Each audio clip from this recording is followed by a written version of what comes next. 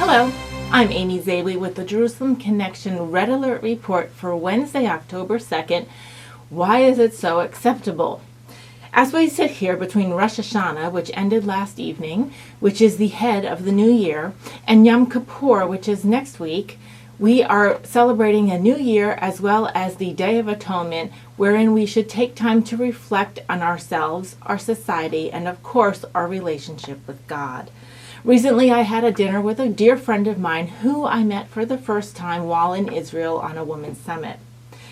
We had dinner because she was in town for some government business. We spoke at length about the uptick in violence against Jewish people in the United States, and I explained to her about the recent attacks in Brooklyn, in New York City, the unprovoked attacks by various different individuals against folks who were doing nothing more than walking down the street, and whose attacks were basically only because they were Jewish.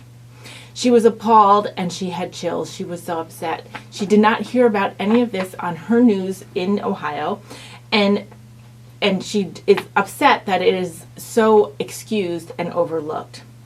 We further discussed why anti-Semitism and hatred of Jews is so overlooked.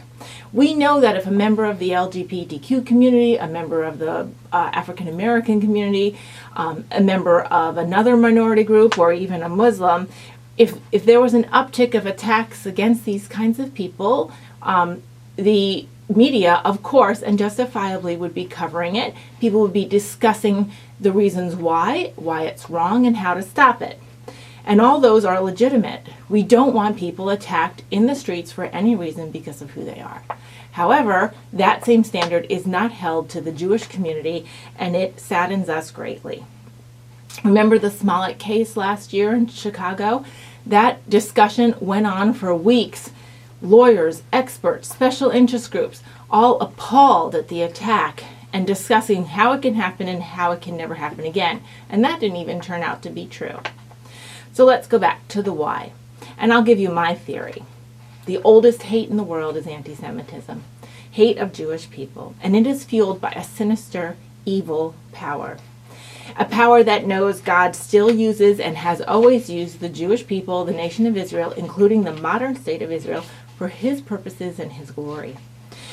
The hatred is manifested by the actions of a lot of different nations, a lot of different peoples, a lot of different groups, and a lot of different individuals over the centuries and millennia. From Haman to Hitler, to modern-day Iran, to Geoffrey Corbyn's of the UK Parliament, the Squad in the US Congress, Roger Waters in the pop culture, and other world leaders such as the retired Malaysian Prime Minister who recently spoke at Columbia University.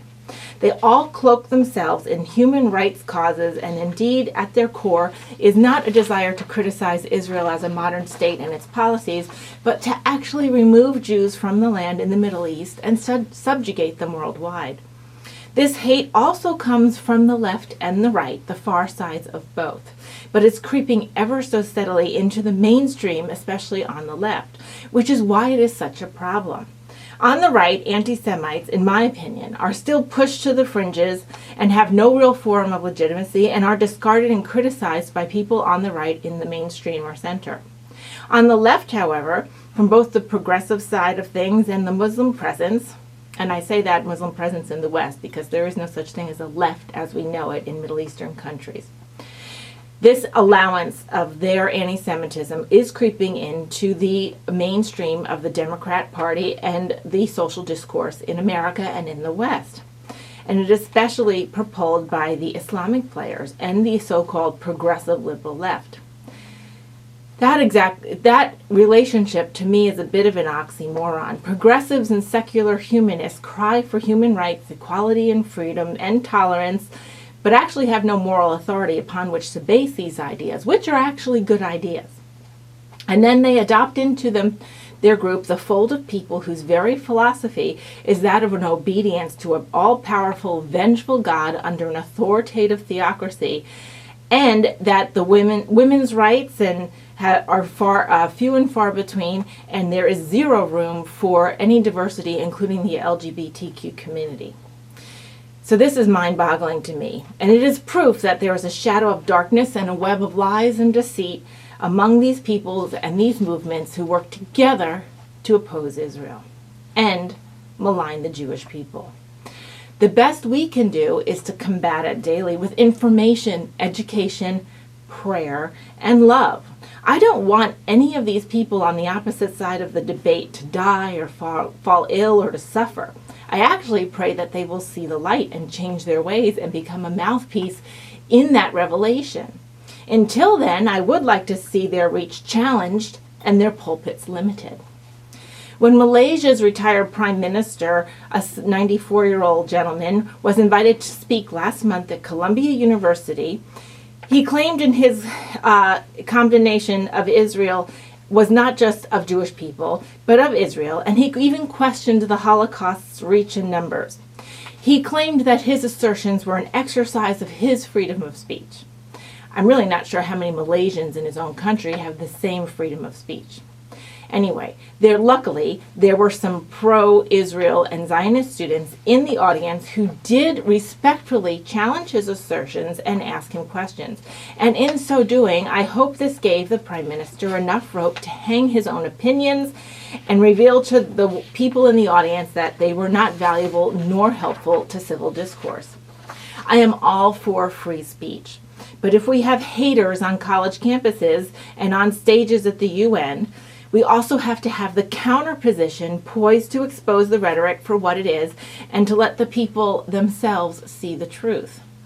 The only way to accomplish this is to continue to advocate and support groups on college campuses that will debate anti-Semitism and challenge the leadership of the schools who seek to quiet the counter position to BDS and other movements with the same goals. We need to support public officials and candidates who stand up for truth, Israel, and the Jews.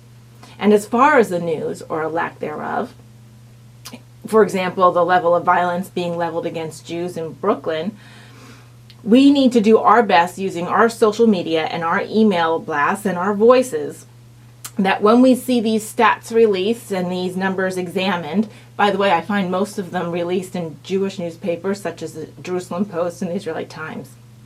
But we need to share that with our field of influence as much as possible.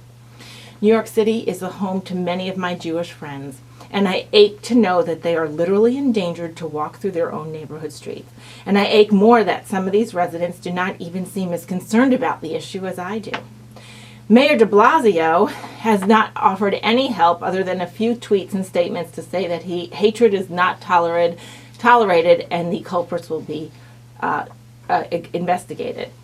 If I may quote an article on jpmedia.com by Rabbi Aria Spiro, the author of Pushback, Reclaiming Our American Judeo-Christian Spirit, and a spokesman for the National Conference on Jewish Affairs and the president of Caucus from America, in his article last month he writes, quote, while everybody, and that everybody is referring to the media and Democrats and Jewish groups identifying as Democrats, while everybody seems to be ready to expose right-wing anti-Semitism, they are reluctant to do so when it's emanating from left-wing groups, too readily finding reasons to justify, understand, and excuse those anti-Semitic acts. And therein lies the greatest danger to the Jewish people today.